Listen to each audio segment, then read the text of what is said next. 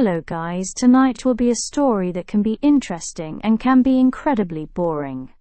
But it will especially help you get to sleep while listening to the story maybe.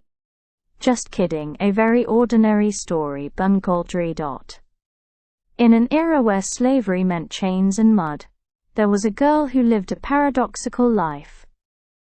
She was a slave, yet she resided in a luxurious mansion, waking each morning from beautiful dreams. While other children faced the harshness of life early on, she calmly let her fingers glide across piano keys, an indulgence reserved only for the elite. Her name was Katerina. Katerina was the adopted daughter of Lady Anna, a kind-hearted noblewoman. She came into her life when Anna's son went off to war, becoming her comfort and filling the vast emptiness in her mother's heart. Katerina's existence hovered between two worlds, a fact that soon became clear after her encounter with Natalie, a true noble lady. Upon their first meeting, Natalie kindly invited Katerina for a walk in the garden, but Katerina politely declined, awkwardly explaining that she had to return to the kitchen. That very evening, they performed a musical duet together. Natalie was deeply impressed by Katerina's talent and invited her again, but once more, Katerina declined without explanation. Curious and puzzled, Natalie asked Lady Anna, and was stunned by the truth. Katerina, her talented friend, was in fact a slave. An adopted daughter, yes, but never truly free. Another maid once watched Katerina perform with admiration, only to be pulled aside by the stout housekeeper, who whispered mockingly. It didn't matter that Katerina wore fine dresses, had fair skin, spoke Italian, and played the piano. She was still a peasant. No nobleman would ever marry her, and she could never marry a peasant either. Katerina's life was like a dandelion, seemingly free and beautiful, but entirely at the mercy of the wind, unable to decide its own fate. Though Lady Anna loved her like a real daughter and was proud of her gifts, Katerina never received even a sliver of affection from her adoptive father Peter. Cold and unkind, he ordered her back to the kitchen and scolded his wife for educating her, bluntly stating that she was, after all, just a slave. He even declared he no longer wished to see her at the dinner table. Her place was with the rest of the slaves. Katerina, standing just outside the door, heard everything, and it broke her heart. One day, Lady Anna finally received a letter from her son. Learning he was still alive, she wept with joy. Katerina shared in her happiness, and rushed to tell the kind maid.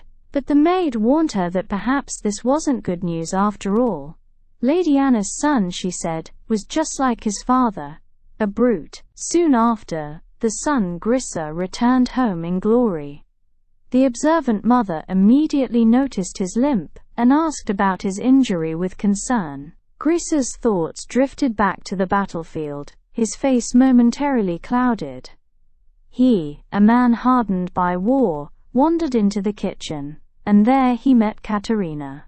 The moment she turned around, he felt like a sudden summer storm had struck him, too swift to dodge, and she had entered his life without warning.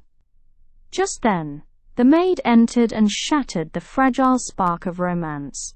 On her way back from a friend's house, Katerina was caught in a heavy rain. Worse, her carriage got stuck in the mud, and the horse panicked. At that critical moment, a man in uniform riding a white horse appeared like a savior. He borrowed her cloak to cover the horse's eyes and calm it down. Under the soft glow of moonlight, both saw something radiant in the other. When the rain stopped, the man, whose name was Alex, helped her fix the carriage. She gently fixed his hair, and they parted with unspoken longing. Alex attended a ball that evening. On stage was Natalie, the girl he had admired for years. In the crowd was Lydia, who had secretly loved him for just as long. But that night, he decided to end the innocent love triangle of youth. for he had found his true love, Katerina. Elsewhere, Katerina confessed to the maid that she had fallen in love. But when the maid learned her beloved was a noble, she poured cold water over her hopes. Even if he loved her, they would never belong to the same world. That night, both Katerina and Alex lay awake, haunted by thoughts of their different social stations and their fated meeting. The next day, as if by destiny, both returned to the windmill where they first met. They smiled, shared their hearts, and had their first date amid the blooming meadow, basking in the sweetness of young love. But when Katerina asked for his name and heard Alex, her expression darkened instantly. That was the man who had been writing love letters to her best friend. She didn't yet know that the night before, Alex had confessed to Natalie that he loved Katerina, and Natalie had given them her blessing. Trouble soon arrived. A former officer from Grisa's unit visited and took interest in Katerina after learning her background from a male servant. Grisa saw the man and panicked, offering him a bribe of 100 to send him away. It turned out Grisa was a deserter who had shot himself in the leg to avoid further battle and earn a medal. The officer had seen it all, and now used it to blackmail him. But this time, what he wanted was Katerina.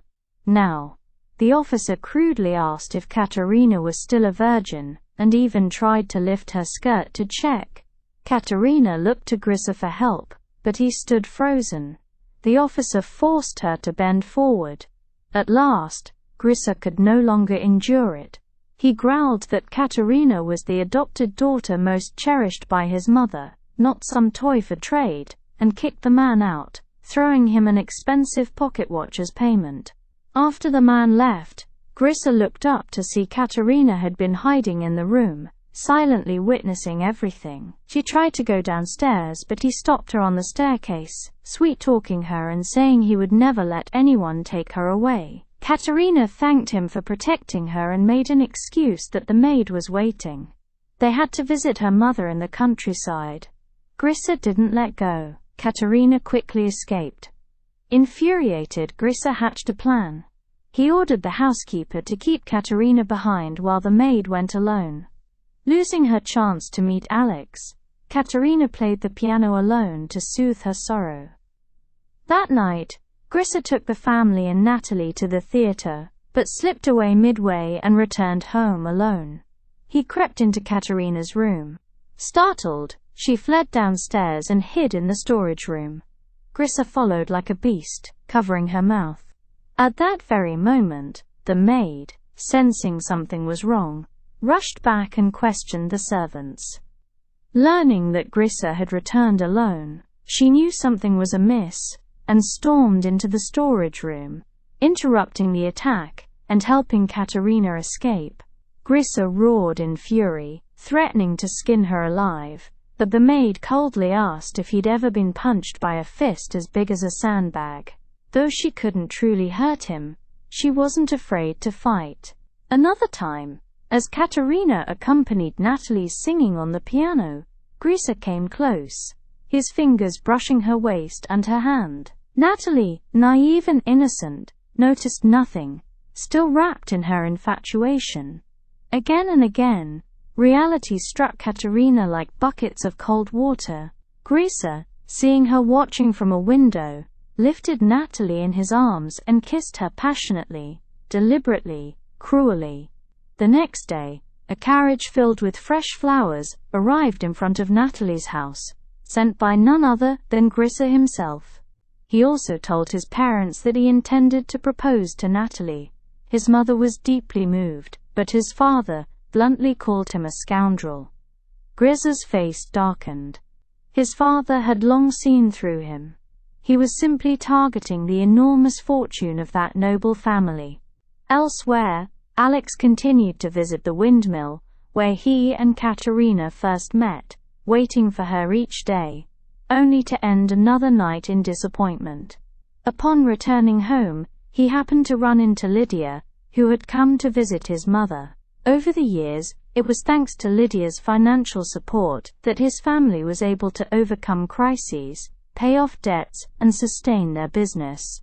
Although Alex had gently turned her down at the last party, Lydia still hadn't given up. However, his cold and distant attitude made it clear she was not welcome. Understanding this, Lydia left with a heavy heart. Eventually, Alex finally saw Katerina again at the old meeting place. But the moment they met, she was in a rush to leave. She still hadn't told him her name. Confused and suspicious, Alex said he was tired of the endless waiting with no answers. Katerina told him, "Just wait one more day. You'll get the answer you've been longing for." Back home, Katerina confided in the plump maid that she had met Alex again. She wanted to speak to her foster mother, hoping to ask for her freedom so she could be with him. But this matter could only be brought up with Lady Anna first. It must not reach Peter or Grissa. Unfortunately, their conversation was overheard by a black maid standing outside, who immediately informed Grissa. When the news reached Peter, he declared that he had raised Katerina for 18 years, given her a refined life even nobles would envy. She was his personal property, and should never dream of freedom. Her foster mother also insisted that she had always seen Katerina as her own daughter, and she would not allow her to leave either. Meanwhile, the noble Alexei had become utterly enchanted by the slave girl Katerina. By their third meeting, he already wished to marry her. Katerina broke down in tears and revealed her identity as a slave. Alex stood stunned, speechless, staring into the distance. Like a child who had made a mistake, Katerina begged him for forgiveness. She knew their love was unequal, and she didn't dare to hope they could stay together. She thanked him for making her feel what it was like to love and be loved. Burdened by inferiority, she tried to leave quickly, but to her surprise, Alexei said he had fallen in love with her at first sight. Her status didn't matter. Noble or slave, she was the one he wanted to spend his life with. Then he knelt down on one knee and officially proposed. Menamorite. Alex brought Katerina in front of Peter to announce their engagement. Peter called Katerina an expensive toy and his personal asset, then set a price of 48,000. For a debt-ridden nobleman, it was a massive sum, but Alex didn't hesitate and signed the agreement immediately. Although Lady Anna was furious at her husband's decision to sell their daughter, she had no say and could only accept it. At this time, Lydia also learned the news from a servant.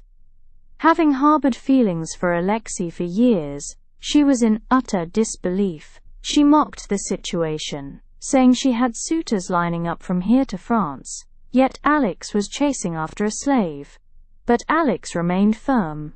Even his mother couldn't change his mind, so she decided to meet her future daughter-in-law.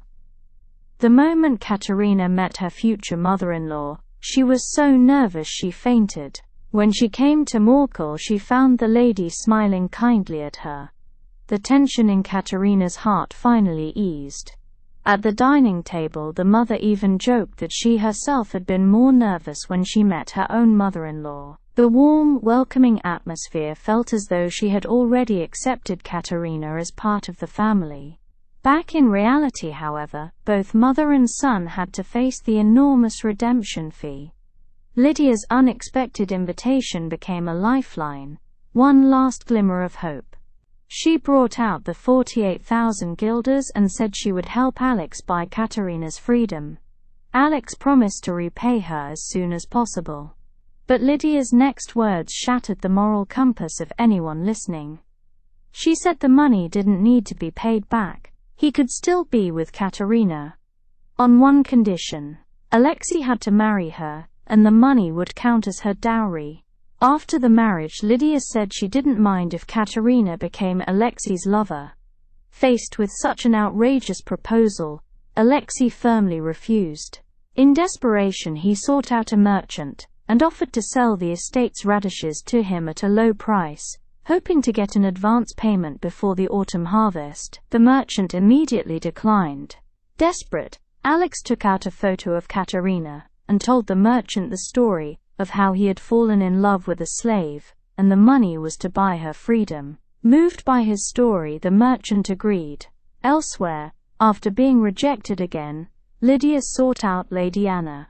With the mindset of, "If I can't have it, I'll destroy it," she lashed out, calling Alex a hypocrite. She claimed he had been engaged to her and only bought Katerina to satisfy his carnal desires.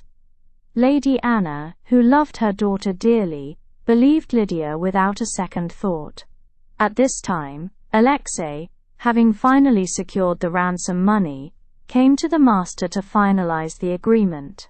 Just as the two parties were about to sign, Lady Anna barged in and interrupted the deal, declaring that Katerina would no longer be sold, and telling Alex never to come for her again. The noble Lady Natalie finally married the man of her dreams. In a pure white wedding dress as radiant as moonlight over a calm lake, she looked extraordinarily beautiful that day. Grissa held Natalie's hand, and surrounded by a crowd of guests they slowly walked down the aisle under a shower of flower petals. They completed the sacred ceremony under the witness of a priest, but none of them expected this wedding to turn into a funeral. The master publicly brought his mistress to the wedding. After her flamboyant performance, applause mixed with whispers of scorn filled the room. When Lady Anna saw the woman on stage, she was so enraged that she dropped dead on the spot. Meanwhile, another couple was on the run. Katerina looked back at the land that had raised her for over 18 years, feeling a bittersweet reluctance. Everything seemed unchanged, yet everything had changed so suddenly. Natalie blamed herself, thinking she was a cursed star. Trouble followed her wherever she went. Right after her wedding, tragedy had already struck. When Grissa found out that Katerina had run away with Alex, he immediately vowed to bring her back. He claimed that Katerina was the adopted daughter most loved by his mother, and should be by her side now. Not even Natalie's pleas could stop him. Grissa stormed into Alex's home, demanding to know from his mother where her son had taken Katerina. But she had no idea. She thought her son was simply away on business. Eventually, Grissa found a letter in the house revealing that the two had fled to KYV. After a long journey, Alex and Katerina arrived in KYV. In a small church, they held a simple wedding ceremony. The two lovers were finally united. But outside the church, the gendarmerie was waiting. Alex was arrested for abducting personal property. On the way back, Grissa told Katerina that her foster mother had died of anger upon learning that she had run away. Hearing of her foster mother's death, Katerina broke down in tears, unable to contain her grief. Back at the estate, Katerina couldn't avoid punishment. But, in a moment of hesitation, Grissa ordered the butler to stop. Below the stage, the black maid who had been eavesdropping earlier was now tied to a post, all for a single glance at the crowd, punished without reason. Grissa unleashed all his anger on her. Truly, misfortune had fallen from the sky on those below. The plump maid, heartbroken to learn Katerina was locked in the basement, brought her food. Katerina was overwhelmed with guilt, thinking she had caused her foster mother's death, but the maid told her the truth. Lady Anna's death had nothing to do with her. Seeing Katerina tortured to the point she was unrecognizable, the maid begged the new mistress Natalie to release her. Natalie, beautiful and kind-hearted, didn't hesitate. She used her authority as the lady of the house to command the servants to release Katerina. Unfortunately, just then, Grissa returned and put a stop to everything. The nobleman Alex remained in prison, arrested for abducting a slave girl. But on the day he entered prison, he discovered that his cellmate was Grissa's familiar bastard comrade. He immediately recognized the Grissa family crest on his watch. After a while of talking, he discovered that Alexei and Grissa had a deep rivalry. That day, the bastard comrade came to blackmail Grissa again. He asked Grissa to find a way to get him out of prison, but Grissa gave him a few $100 and told him to go somewhere cool. The enraged comrade told Alexei all of Grissa's bad stories. Grissa was a deserter on the battlefield. Afraid of death, he shot himself in the foot in order to get a Medal of Honor. Natalie's younger brother, the curly-haired boy, brought Alexei good news. Under Alexei's mother's pleading, the boss finally stopped pursuing the past and could release him from prison. But the fact that he kidnapped his maid was true, and he had to publicly apologize to the boss. Alex pretended to agree. In fact, he wanted to publicly expose Grissa's ugly face. As soon as he got out of prison, Alex went to Grissa's house, in front of everyone, exposing the true face of this fighting hero. Grissa forced a smile to hide his guilt. Although Grissa tried to explain, there was no smoke without fire. The expression on everyone's face was clearly a bit suspicious. In order to protect his and his family's honor, he secretly wrote a letter to Alex that night, making an appointment to meet at the old windmill. He hoped that Alexei could admit that his accusation today was slander, and then publicly apologize. In return, he could release Katerina, so that the two could run away. But Alex valued honor more than love. He was stubborn, resolutely refused, and turned to leave. Grissa could no longer keep calm. This stubborn person was clearly forcing himself to death. Grissa threatened Alexei. If he did not agree, he would continue to abuse Katerina. Alex got angry, rushed straight at Grissa, forced him to publicly admit his guilt. The two quickly rushed into a fight. Alex tightened his grip on Grissa's neck. Grissa pretended to agree. As soon as Alexei was off guard, Grissa pulled out the gun he had prepared. Everything is up to fate, not even half a point. Alex's mother walked heavily down the stairs, tears no longer holding back. Say goodbye. She went to her son's body to say her final farewell. The curly-haired boy told her that Alex had committed suicide. The mother did not believe that her son would do such a thing. The curly-haired boy did not believe it either. The two of them had played together since childhood. He understood Alex too well. A will was such an important matter. He would not have used a pencil to write it.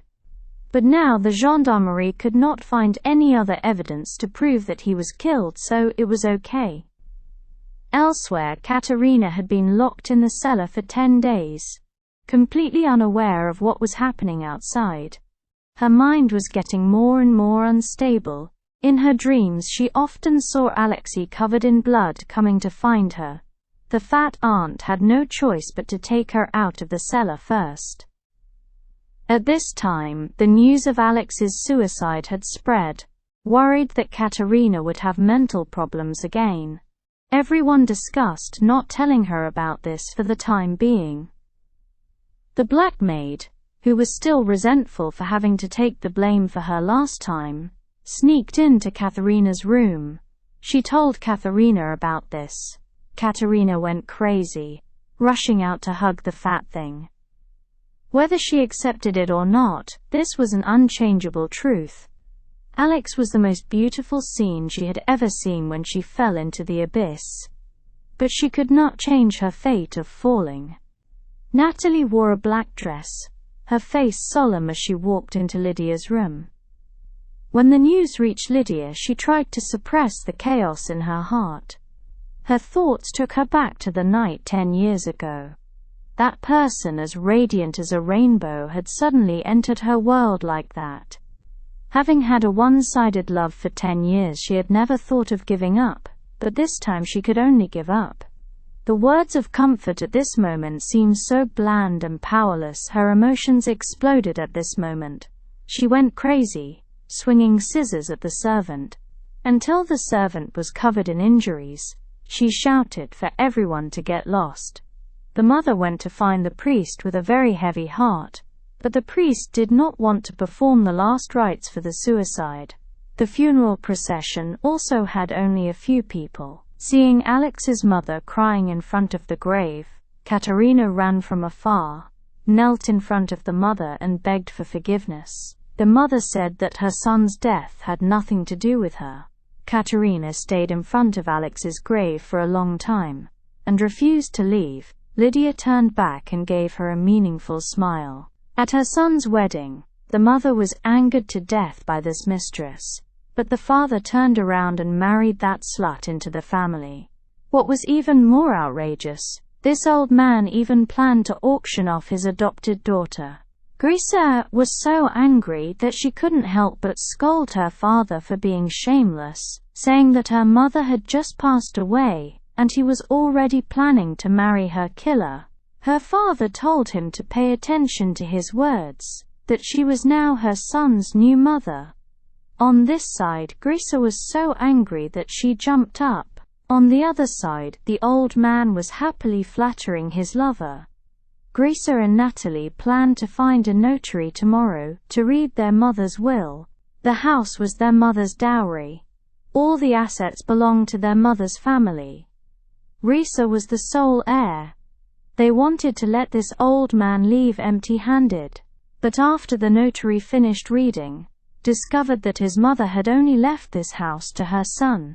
The triangle was left to Katerina, and the rest was donated to Projects of Hope. At this time, Katerina was at her fat aunt's old mother's house, meeting the father she had never met. Finally, the secret about her identity was revealed. It turned out that the boss had bad intentions towards her mother, and was beaten up by her father. As a result, her father was exiled to Siberia to serve an 18-year sentence. Her mother also lost a lot of blood due to difficult childbirth and died. Her adoptive mother saw that she was pitiful, so she adopted her and raised her as her own daughter. Grisa accidentally read in the newspaper that her father was planning to sell Katerina. He questioned his father, saying that Katerina was also part of his mother's inheritance and could not be sold. His father said that she was his slave. He challenged Grisa that if she wanted to, she should make a good price at today's auction. However, Grisa, who was arguing with her father, now had cleaner pockets than her face. Desperate, he took the risk and directly mortgaged the house for $30,000 a year. Katerina went home to find her boss, wanting to sell the triangle that her adoptive mother left behind, and then buy herself back. The boss said that he would sell her at a better price. The triangle was completely insufficient. The auction time had come. Katerina, the highly educated and noble-looking maid, had become a hot commodity. A lark song made everyone even more captivated. The auction price quickly rose to 28. Grisa gritted her teeth and shouted 29. However, a kind-hearted noble lady who wanted to adopt her best friend Anna's orphan child bid 30,000. Katerina cried with joy. Grisa was panicked. He couldn't bid any higher.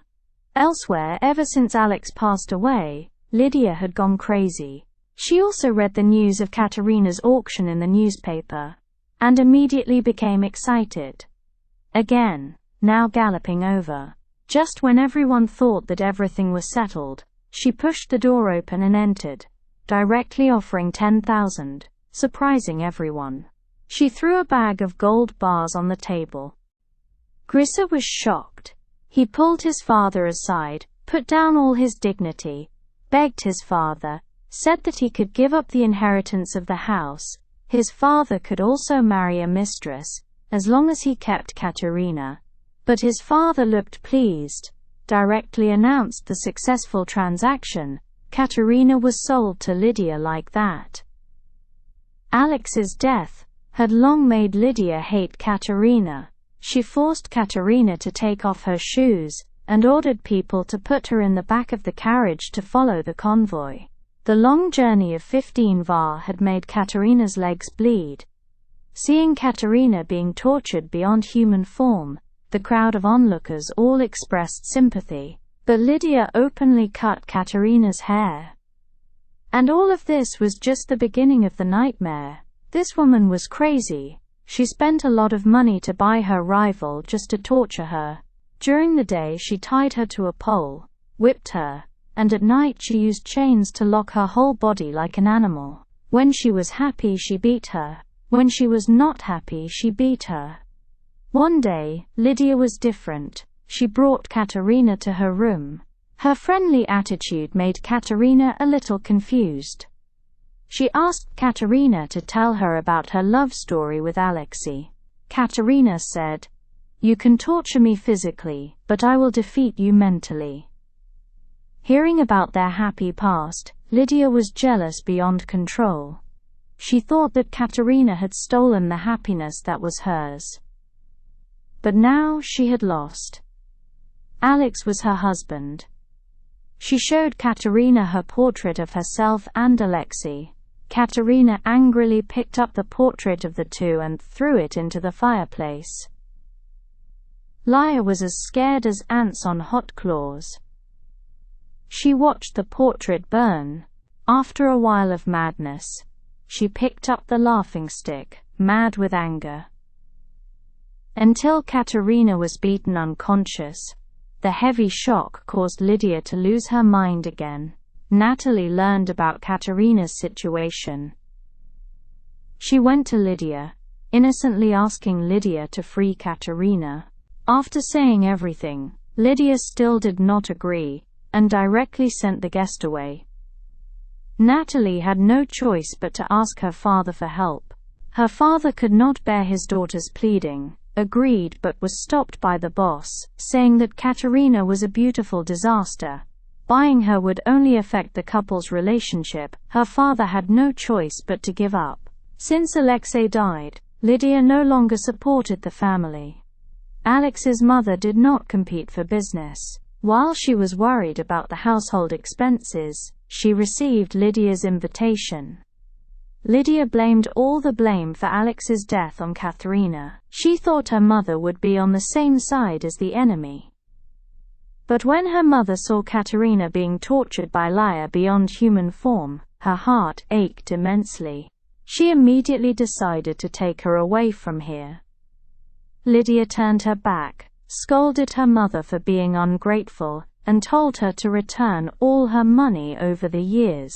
Faced with this increasingly crazy woman, her mother was at a loss. She told the curly-haired boy about this, and he couldn't believe that the girl who had played with him since childhood had become like this. He went to Lydia, hoping to buy Katerina back at double the price, but was also rejected. On the way back he saw Katerina doing hard labor in the wheat field. He thought of a way to help her, asking her to write a complaint letter to the noble council to denounce Lydia. But one person's strength was small, so he had to call on all the slaves to stand up together. Unexpectedly, under Katerina's leadership, the slaves who could not bear the humiliation responded enthusiastically. A slave movement was about to erupt. The woman went to visit her deceased husband's grave, but was discovered by her rival, who immediately planned to bury her alive. As each floor of earth was poured down, Katerina's body was gradually buried. Only when she was completely covered by the earth did Lydia leave, satisfied.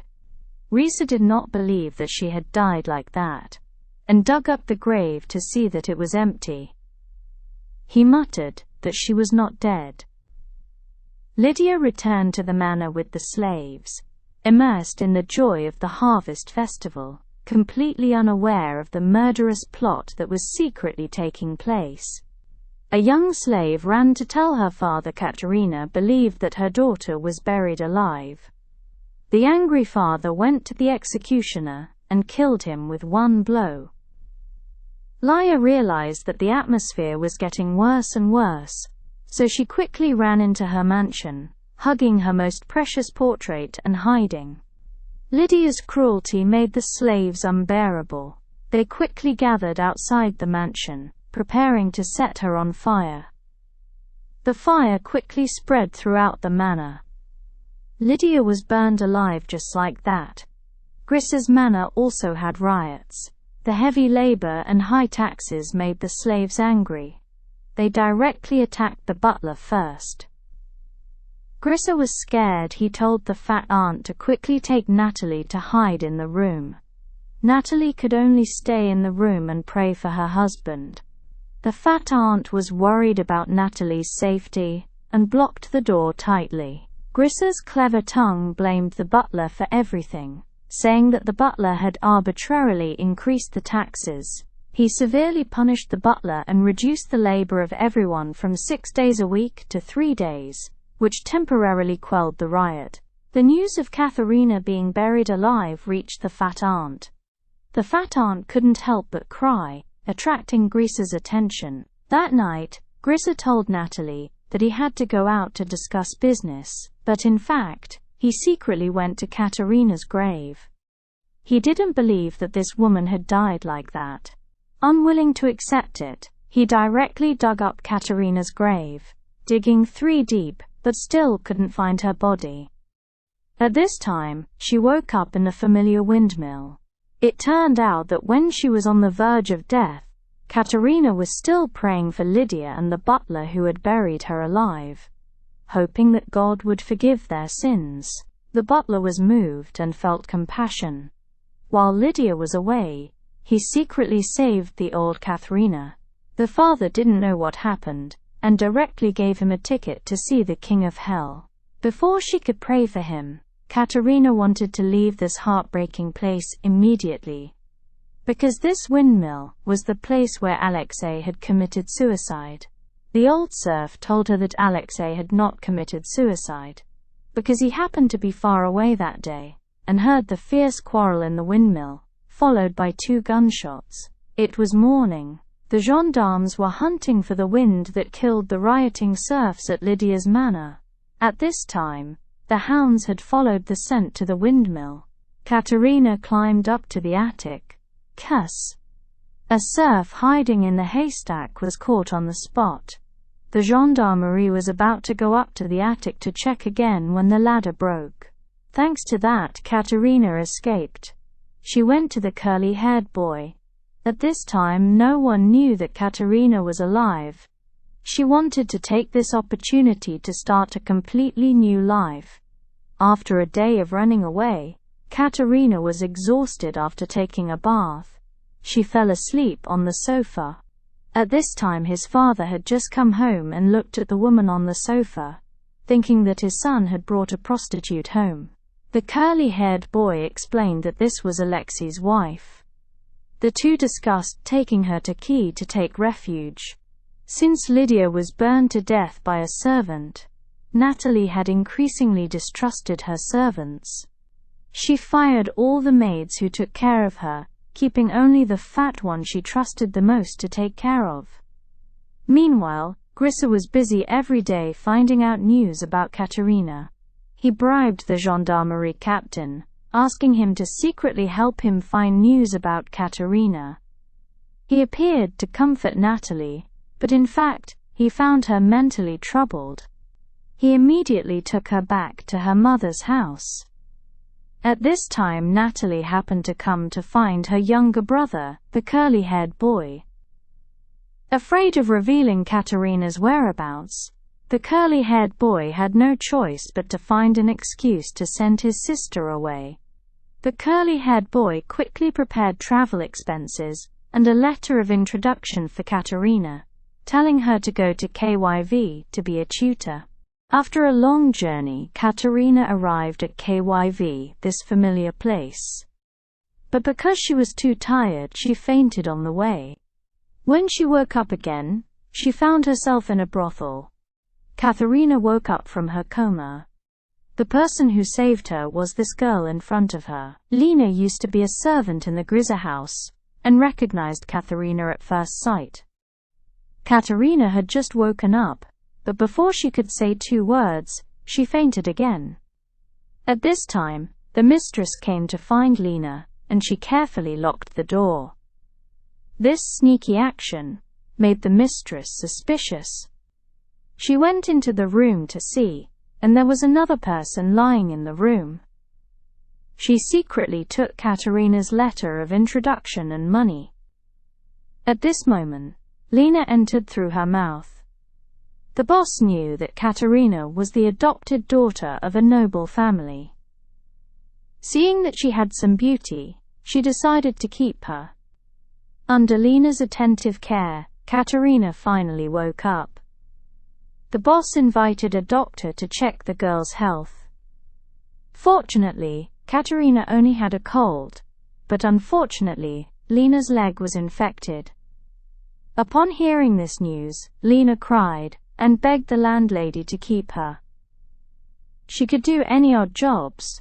The landlady softened and arranged for her to be sent to the isolation room until she recovered. Lena was extremely grateful. The landlady also learned from Lena that Katerina was a prostitute, and was immediately overjoyed. She told Katerina that her passport and money had been stolen when she fainted, and that she now had a cold, and asked her to stay here first. Elsewhere, the landlady was contacting a wealthy French merchant who wanted to sell her first time. The merchant secretly watched Katerina changing clothes outside the door, and was immediately satisfied and paid a deposit. After Katerina's health had somewhat recovered, she went to the landlady to say goodbye. The landlady said again, "You spend money every day here, whether it's for medical treatment, food, or lodging. You can only leave after you've paid her all the money." That day, a thug came to the brothel. Han took advantage of the fact that the landlady was not there to sneak in. The girls were like they had encountered a great enemy. The thug was like he was helping pick cabbages, telling the girls to stand in a line. Katerina, who you don't know, also just came out. This new face immediately attracted the attention of the thug. Fortunately, Lena ran out to help her. She lied that Katerina had an infectious disease, which made the thug lose interest. The landlady dressed Katerina up as a French noble lady, intending to let her stir up the atmosphere in the brothel. Among the various guests, a handsome gentleman stood out. Katerina poured out all her sadness into music. The sad melody and the cheerful atmosphere seemed incompatible. André was attracted by the music and looked at the special girl in front of him. A strange feeling rose in his heart. He realized that he had seen her before. André knew that Lena had syphilis and had no money for treatment. The kind man took out a piece of paper, wrote down the address of a doctor, and told Lena to come for treatment the next day. He generously invited the best doctor for Lena and paid all the expenses. Lena thought everything was going well, but disaster struck again. That day the thug came again. He suddenly appeared. Selena fell on the bed. Lena was scared and kept retreating. The crazy thug directly pulled out a knife hidden in a stick. A miserable scream attracted Katerina's attention. She quickly ran back to the room but only found Lena dead on carpet on the bed. Bastard Grissa finally got his wish. The Katerina he longed for day and night appeared before him in a charming, enchanting way. He smoked cigarettes every day, making his mind unclear. On the dining table, a delicious piece of steak. He saw it as a worm, a person who was often hallucinated. Natalie thought that Lydia had not been buried yet, and was her only friend now. Natalie went to Lydia's burned-down manor, wanting to find her remains to bury. A serf in the manor blurted out "Master," making Natalie a little bewildered. She said that the dead Lydia was their master. The serf told her that Grissa had bought the manor yesterday. Natalie angrily returned home, wanting to confront Grissa about buying the manor. At this time, Grissa was high on drugs. In his days he saw the Katerina he longed for day and night again. Natalie angrily rushed in, interrupting his illusion, questioning why she had to know that he bought the manor from an outsider and where the money came from. The bastard said that he had mortgaged the house and that women should not ask about men's matters. The conversation between the two ended in this discordant atmosphere. After speaking, he wanted to chase Natalie away, just wanting to continue the beautiful dream just now. He picked up the pipe, and after puffing for a while, an illusion appeared before his eyes again. Seeing that Grissa was getting more and more depressed, Natalie told him to quit smoking and accept proper treatment. She said that she was pregnant, considering it as the child in her belly. Grissa agreed, but at the candlelit dinner that the two had arranged, Natalie had prepared everything but still could not see her husband. When they arrived at the study, they discovered that Grissa was smoking again. This time, he saw Alexei come to take his life. Seeing that Grissa had been harmed by opium to the point of no return, Natalie was discouraged, and took Grissa's opium and threw it all into the fireplace. After Grissa woke up, he started looking for opium again. Natalie told him that she had burned it all because these things were not good for his health. Grissa completely ignored her explanation. Natalie ran out of the room heartbroken. Grissa realized his mistake and chased after her. He grabbed Natalie's hand but was pushed away. A step was bent. Natalie fell down the stairs. Fatty Dye heard the news and ran over, hearing that Natalie was still beating. Luckily, she just fainted. Grissa begged for mercy. Natalie forgave him by the bedside and promised that she would definitely quit drugs. "Natalie, you're still scared. You just want Grissa to go out quickly. Leave me alone for a while."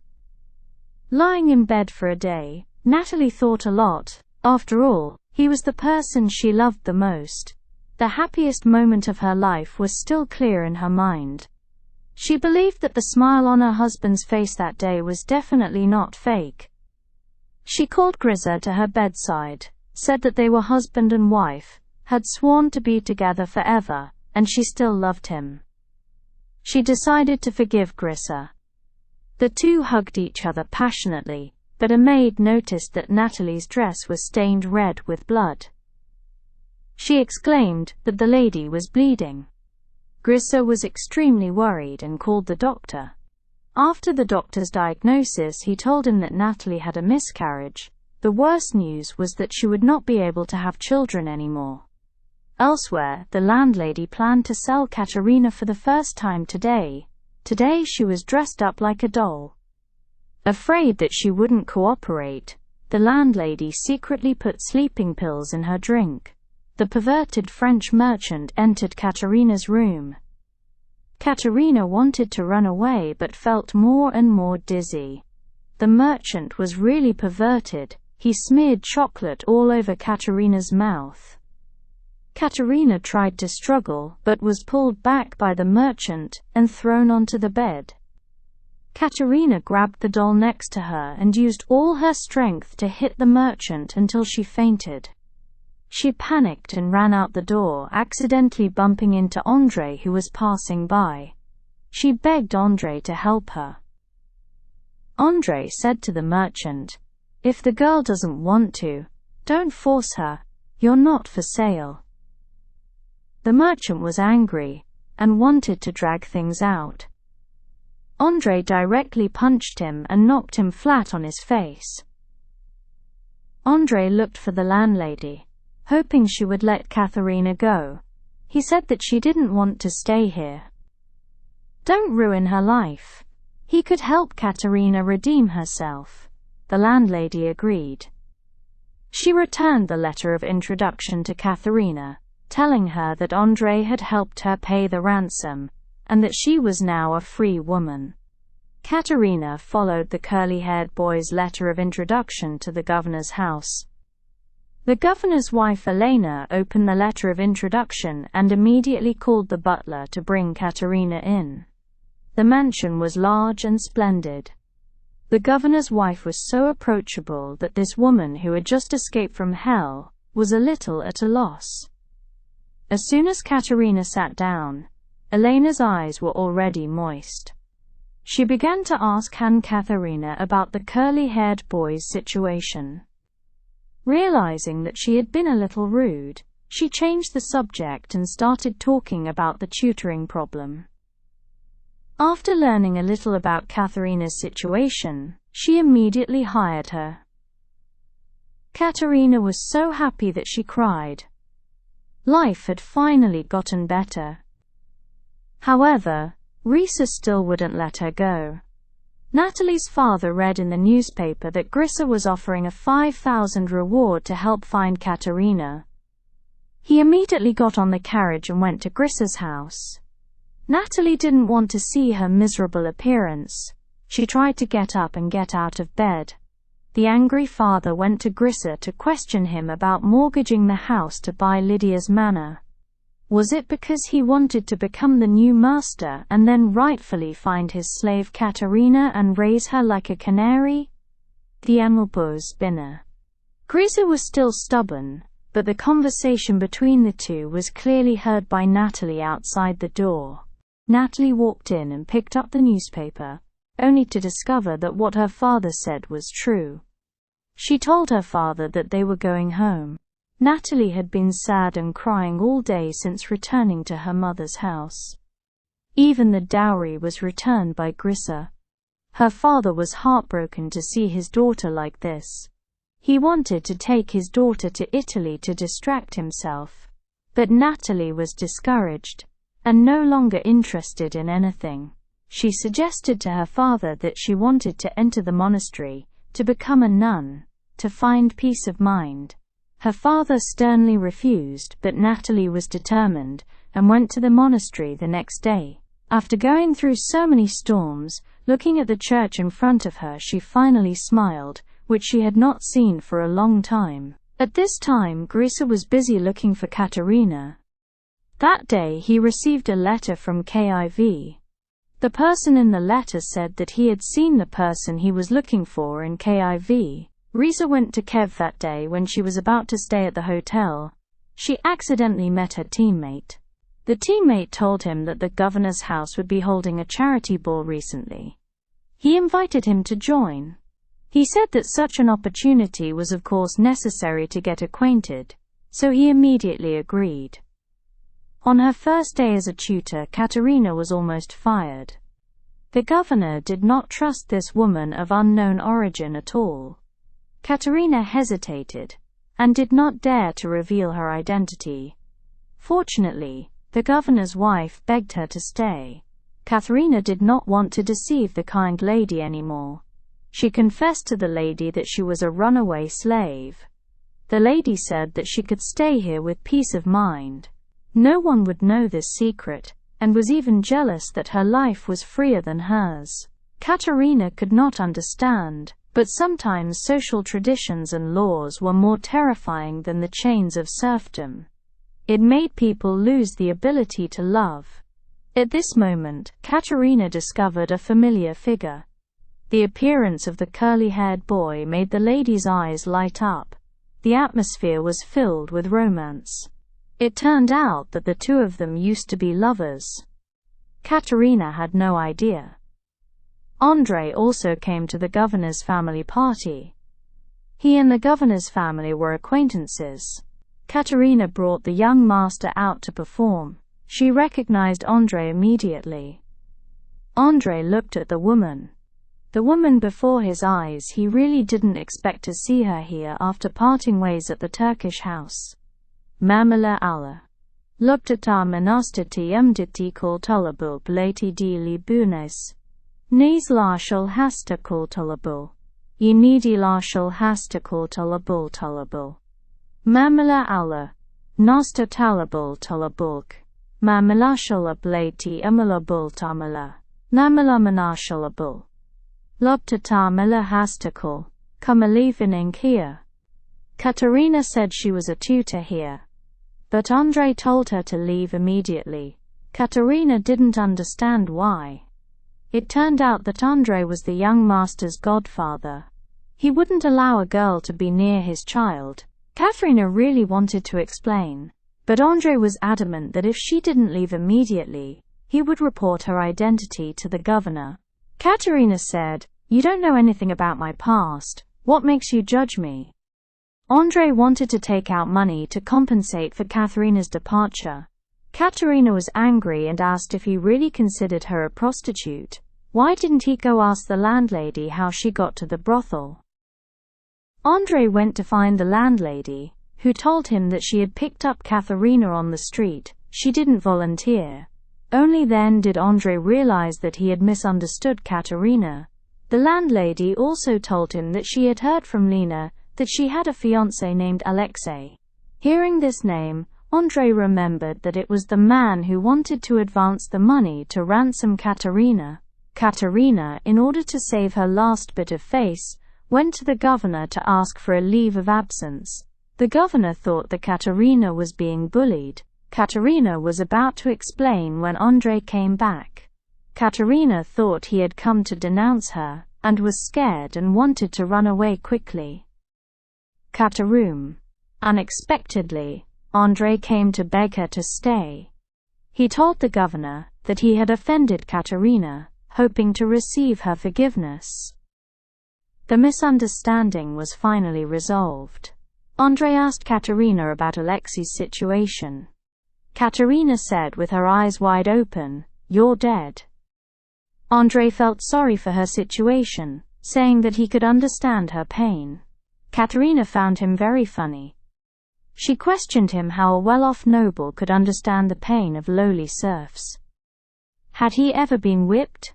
Had he ever been bought and sold like cattle? How much do you know about slaves that you can sympathize? Katerina was moved. Andrei did not refute. Katerina learned from Elena that Andrei was once a slave like her, and had suffered all kinds of hardships in life. But he never gave up. Through his own efforts, he changed his fate. But when he returned to his hometown in glory, he discovered that his parents and sister had both passed away. It was around this time of slavery made him understand more about helping the poor. After hearing these words, Katerina realized that she had completely misunderstood Andrei. She took the opportunity of the charity ball to sincerely apologize to Andrei. Andrei also generously accepted. After a song ended, a noble woman named Olga suddenly appeared. She was Andrei's business partner and also a feminist. She took the initiative to ask Andrei to dance. This bold action caused gossip at the ball, but Andrei admired her straightforward personality. He said that he was very jealous of her future husband. Olga replied that he should not be jealous of anyone because he was the one she had chosen. The governor asked Katerina to help find the lady. Katerina just went downstairs and saw Grissa. The bastard did not expect to see Katerina here. He was about to chase after her when his old leg arose again. Katerina was scared and quickly ran back to her room. She hurriedly packed her things, wanting to escape. The curly-haired boy looked for her and thought of a way to help her. He asked Andrei to take Katerina to his house for a few days. Andrei was known to be a kind person, so he happily agreed. That night, Andrei was alone with his phenicistoscope. Katerina happened to run over to talk to him, and Andrei excitedly invited her to watch cartoons. Under the dim yellow light, the two of them looked at the exquisite paintings on the wall, extremely happy. Their eyes involuntarily looked at each other. Katerina discovered that Andrei was on fire. The two of them frantically started to put out the fire, and finally managed to put it out. Andrei slowly approached Katerina. A strange feeling rose in her heart. They kissed again. Katerina panicked and pushed him away, crying and running away. Andrei apologized for his rude behavior. Grissa woke up and asked Elena if she had seen a girl in a light blue dress with a petite figure. Elena knew from Katerina that the person in front of her was the one who was looking for her, so she lied that the person he was looking for was not here. The bastard sadly left. The curly-haired boy always suspected that Grissa had killed Alexei, because Alexei knew about his bad deeds on the battlefield. He came to KIV for 2 months to investigate this matter. He went to Gris's bastard comrade. He learned from him that everything Alex said was true. Grissa had indeed shot himself in the foot, and he could prove it by taking out the Russian bullet in his foot. Today Andrei bought Katerina a new set of clothes, a hat with a veil and a nice coat. Katerina didn't understand why he was so nice to her. Andrei said that if she went out like that she wouldn't be recognized. Andrei asked her where she wanted to go. Katerina said she wanted to go to Andrei's favorite place. She didn't expect that place to be a hospital built specifically for the poor. She thought Katerina would be bored. She didn't expect Katerina to find him great. She also hopes to help more people like him. Andrei took her to meet the little mechanic who was building the hospital. Unexpectedly, he was a servant in Grisaya's house. The mechanic thought he saw a ghost and quickly hid the cross on his chest. Andrei immediately warned him, absolutely not to reveal the news that Catherine was alive. The kind mechanic agreed with him, smiling happily as he walked over and hugged Catherine, asking her why she was in KIV. The mechanic told her that he was auctioning off his products, and that if he earned 5,000, he could go back and redeem himself. But when the two of them returned home, they were still discovered by an uninvited guest. The woman discovered that the male god was hiding a beauty in the house, so she hired a private investigator to investigate, and discovered that the person being hidden was an escaped slave, and had even spent a month in a brothel. His rich background made Ona exclaim in surprise. She immediately reminded Andrei that hiding an escaped criminal was against the law, but Andrei said that he had also been a slave. That did not affect his continued relationship with her. Ona was shocked. She decided to forcefully confront him. That night she went to Andrei's room and confronted him directly. Andrei returned to the room, saw the nakedness before his eyes, and was scared. He quickly found a leg to wrap her up. Andrei told him to leave quickly while no one was watching, and pretend she had never been there, but the noise downstairs signaled that this was not a normal night. The angry father ran to ask someone to question him about where he had hidden his daughter. Ona came out and said that she loved Andrei too much, and that it was all her own will. The angry father said that she did not come home at night, was shameless, and not only dishonored herself, but also dishonored the family's reputation. After a long mental struggle, Andrei made a difficult decision. He said that no one's honor would be damaged, he would marry her. These words were heard clearly by Katerina behind the door. Just now, the two lovers finally opened their hearts, promising to be together forever. Unexpectedly, love came as fast as a whirlwind. Katerina curled up in the room, frantically pouring out all her resentment. Her heart shattered along with the vase in complete despair. She went to Andrei. After a simple farewell, she decided to go to Jury to study medicine alone. On the engagement night, the bustling party could not hide the disappointment on Andrei's face.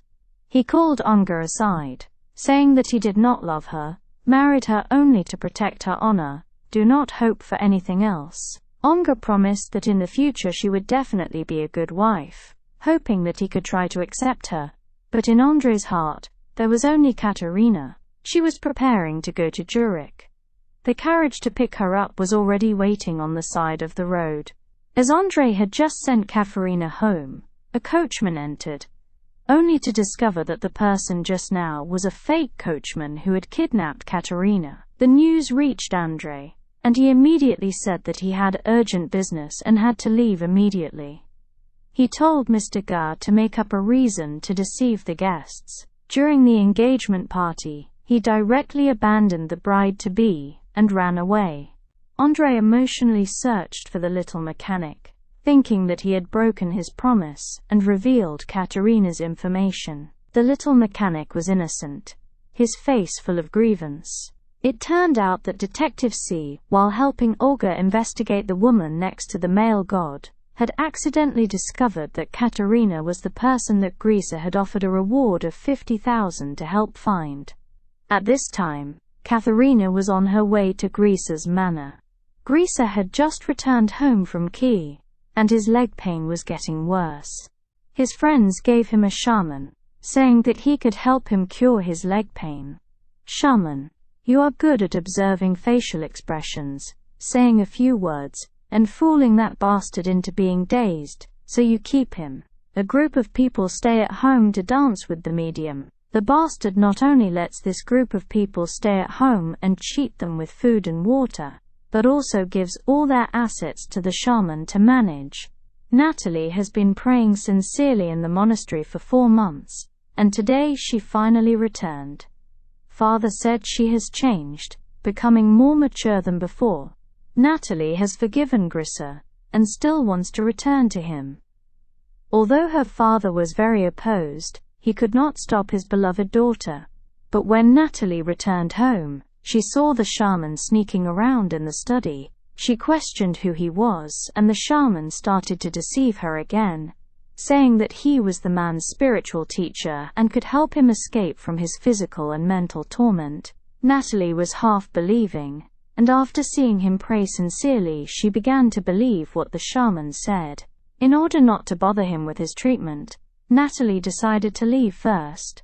Fat aunt, you have seen through everything. Seeing that the bastard was not lightly deceived, really could not bear it anymore, kindly came to remind him. Fat aunt told him, if he did not chase these shamans away, she would not take care of him anymore, and would leave immediately. Bastard, you have played your role too deeply, and treated her words as if they were the wind passing by. But just as Fat Aunt was packing up and preparing to leave, she heard a piece of news. Katerina, after so many times, was forced back to the bastard's side. On the engagement day, the fiancé left her because he was looking for a lover. Ona told Andrei about her guess. It was possible that the detective kidnapped Katerina, then went to find Grisa in exchange for the reward, because at first she had found a detective to investigate Katerina, which caused Katerina's identity to be exposed. Ona felt extremely guilty. Andrei immediately set off for Grisa's manor. Seeing that Andrei loved Katerina deeply, before leaving, Ona took the initiative to propose to annul the engagement with Andrei, hoping that Andrei could find his happiness. The bastard asked Katerina to read her mother's favorite book to her. Katerina couldn't believe it, and accepted the book. It must be said that the bastard was also a pitiful person. His mother had passed away, his father had taken his lover to settle down in Paris, and his wife was no longer by his side after a miscarriage. At this time, the bastard heard the servants say that a man named Andrei had come to find him. Hearing this name, Katerina was extremely surprised.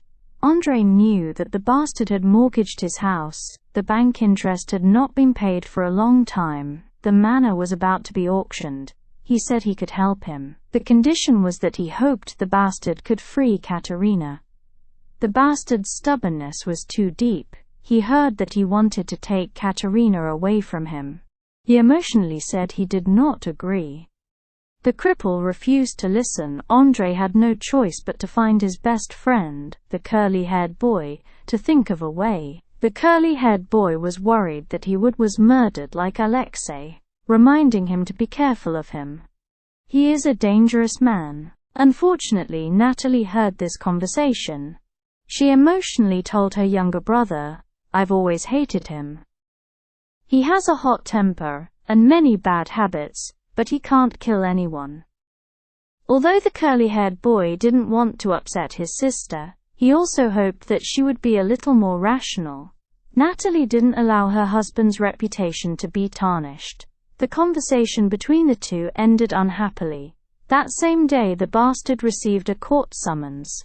The plaintiff was his brother-in-law, the curly-haired boy. The bastard walked into the court with a serious expression. Natalie ran over worriedly and said that she trusted him. The bastard was annoyed and told her to go away. But before the curly-haired boy could say 2 sentences, the bastard fainted. Because the wound in his leg became more serious, the military doctor recommended immediate surgery to remove the bullet. Natalie begged the doctor to save her husband. The surgery was over. The curly-haired boy told the military doctor, "Keep the bullet. Absolutely do not give it to Grissa." Natalie visited Grissa after the surgery. The angry bastard only wanted to get back the bullet that decided his fate. The day of the trial came again. The curly-haired boy exposed Grissa's desertion scandal on the battlefield, and was also the one who killed Officer Alexei. The nobles could not believe it at all. Alexei's mother also hoped that he would bring evidence. The Russian letters on the bullet could prove that he shot himself in the foot. As for the murder, there was also the witness, the old serf who was outside the crime scene that day. Alex's mother finally knew that her son did not commit suicide. She shouted that the murderer should burn in hell. The evidence was solid. The bastard did not refute it. Until now, Natalie still could not believe it. Risa returned home in a daze, took one last look at Katerina's portrait, and decided to end this world. Ending his short life, he knelt before his mother's portrait, pulling the trigger in despair. Natalie entered the convent again, determined to spend the rest of her life in penance. When asked her name, she replied Grissa. From then on, there was no more Natalie in the world, only a repentant Grissa.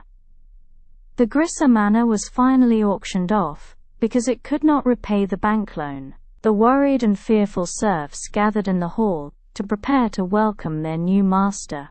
In that era, their value was not even equal to that of cattle, only their fate was constantly being bought and sold. While everyone was waiting anxiously and fearfully, André walked through the door. He announced that he had bought the manor, but he did not buy or sell people. He said that nothing was more precious than freedom. He announced that everyone would have their own land. Everyone would become free people. Everyone cheered and rejoiced. This time their fate could finally be in their own hands. After half a year, Katerina had her second wedding. The two of them slowly walked out of the church with the blessings of many guests. The story ended here. Därför thank you for watching the whole video. See you in the next stories. Leave your comments below, and click follow. Have a nice sleep and see you again.